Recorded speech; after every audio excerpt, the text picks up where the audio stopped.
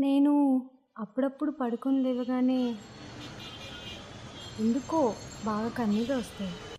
ఒక విచిత్రమైన కళ. నేను రోజు చూస్తాను.